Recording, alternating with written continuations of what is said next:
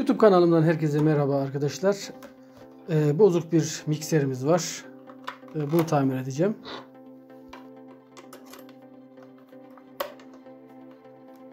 Önce bir denemesini yapalım. Gördüğünüz gibi hiç çalışmıyor. Elektrik gelmiyor arkadaşlar muhtemelen. Veya başka bir arıza da olabilir.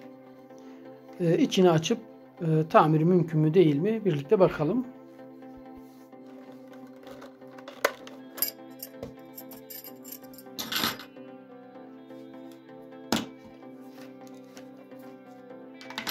Şimdi mikserimizi açalım. Alt tarafında 3 tane vida var arkadaşlar. Bunları söküyorum. Bir yıldız tornavida ile sökebilirsiniz.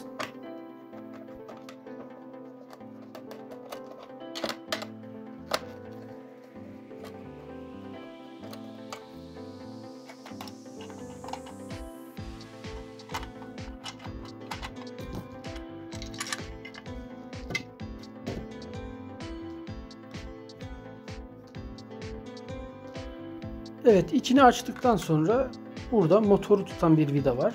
Bunu da söküyoruz arkadaşlar. Ve motoru çekip yerinden bu şekilde çıkarıyoruz. Evet, mikserin çırpma ucunu çıkarmaya yarayan düğmemizi de kenara alıyorum. Yaylı bir parça bu. Ve şimdi arızayı tespit etmeye çalışalım. Öncelikle bağlantı kablolarını kontrol edelim arkadaşlar. Bakın bu kısımdaki bağlantıları kontrol edelim. Lehimde veya kablolarında bir kopma var mı yok mu? Buna bakalım. Daha sonra motor kısmını da kontrol edelim arkadaşlar mutlaka. Motor kısmında bir yanma, kararma var mı yok mu? Buna bakalım. Ve kömürünü de kontrol edelim arkadaşlar. Eğer kömürü bitmişse çalışıyor ama kıvılcım çıkararak çalışıyor. Bizim mikserimiz hiç çalışmadığı için öyle bir problem yok. Bizimkinde büyük ihtimalle bağlantılarda bir sorun var. Şu kısımdaki bağlantıları kontrol edeceğim şimdi. Evet, buradaki bütün kabloları, bağlantıları kontrol etmemiz lazım. Bu mikserin hızını ayarladığımız kısım. Şöyle çeviriyorum. Evet, bakın arkadaşlar, burada bir tane kopuk kablomuz var. Muhtemelen arızamız bu. Arızayı tespit ettik sayılır. Burada bu faz kablosu arkadaşlar. Buraya elektriğin gelmesini sağlıyor. Bu kopmuş. Elektrik hiç gelmediği için de dolayısıyla mikserimiz çalışmıyor. Yani burası bir nevi anahtar görevi görüyor. Yani anahtara elektrik hiç gelmemiş oluyor. Dolayısıyla mikserimiz bundan dolayı çalışmıyor arkadaşlar. Şimdi burayı, kabloyu soyup lehimleyeceğim ve işlem tamamdır.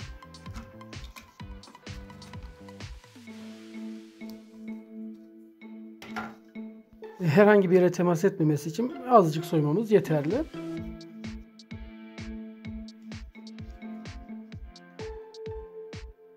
Evet, şimdi bu kabloyu buraya önce sıkıştırıp daha sonra lehimleyeceğim arkadaşlar. Lehimlemeden de olur, yani sadece sıkıştırarak da olur ama sağlam olması açısından lehimlememiz daha iyi olacaktır.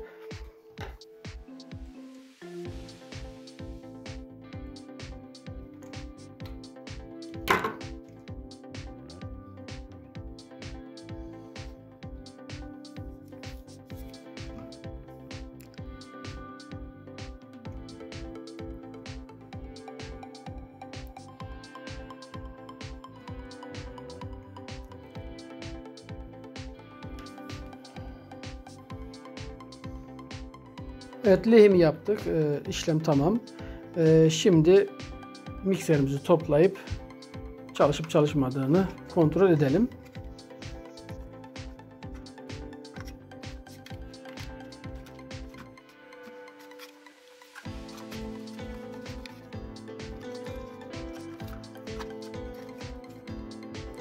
Evet, mikserimizi şimdi toplarken yerine tam oturup oturmadığını, parçaların sağlıklı bir şekilde çalışıp çalışmadığını mutlaka kontrol edip daha sonra vidalarını sıkarak aşama aşama toplamış oluyoruz. Buradaki vidaları sıkılıyorum önce. Evet, burası tamam. Şimdi bu yaylı mikserin ucunu çıkarmaya yarayan parçayı takıyorum.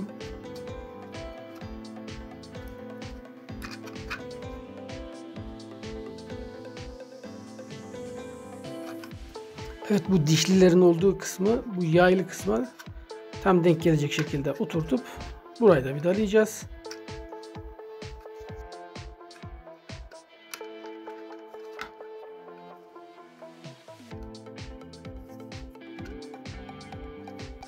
Evet, şimdi motor kısmını tutan vidaları da sıkılıyorum. Ve son kontrolleri yapıyorum arkadaşlar. Gayet sağlam duruyor. Şimdi kapağını kapatıp mikserimizi deneyebiliriz. Kapağının da yerine iyice oturduğundan emin olduktan sonra vidalarını sıkılayıp mikserimizi deneyeceğiz arkadaşlar.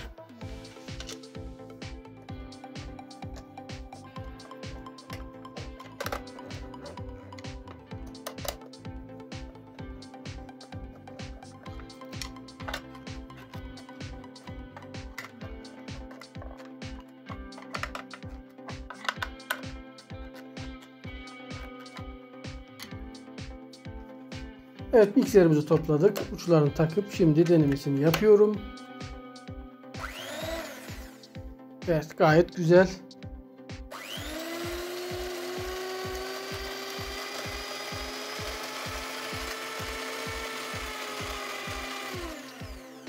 İşlem tamamdır arkadaşlar. Başka videolarda görüşmek üzere. Hoşça kalın. Allah'a emanet olun.